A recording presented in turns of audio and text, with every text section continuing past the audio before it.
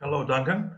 First of all, after the game four, you had a day off. How helped you about to prepare physically and mentally about game five? We took some time off yesterday just to kind of get away from it a little bit, and then we reconvened today. We met, watched the film, went over some stuff, practiced, got some work in, and we're all ready for tomorrow. Excited for the opportunity. And also about game five, how is the atmosphere in the locker room? And will you change anything about your approach on the game? Obviously, the sense of urgency is even more.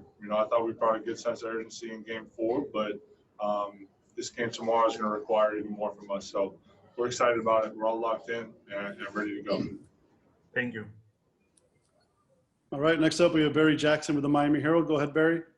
Hi, Duncan. I'm sure you guys are exasperated about the number of fouls on three-point shots we've seen throughout the playoffs called against you guys. How much has Spo talked about that the last couple of weeks, and what's been the message from the staff on how to avoid those?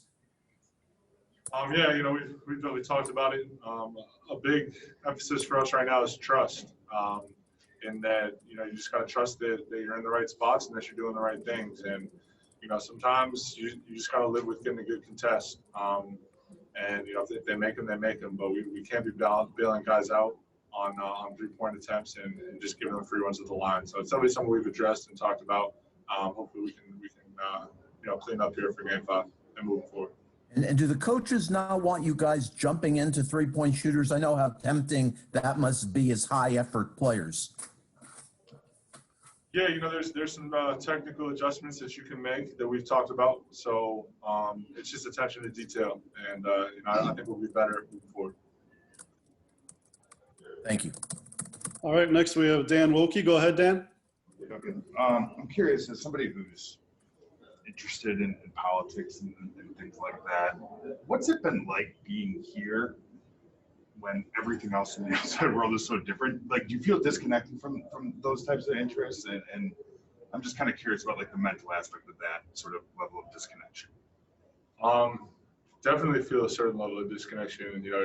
When you're here, you very much feel like you're in a bubble, and that you're kind of secluded and separated from the outside world. So,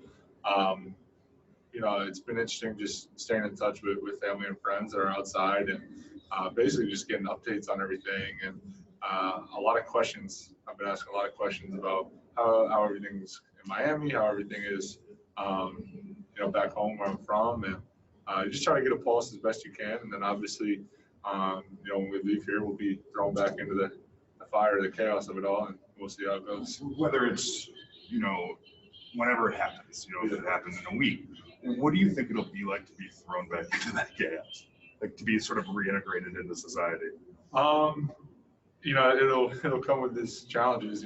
Habits are developed over the 90 plus days that we've been here. You have your daily routines that are going to have to change, and that's how it goes. It's the same adjustments that you made coming in here, and it'll make them leaving. So it really is. It is what it is. I mean, I don't have a better explanation than that.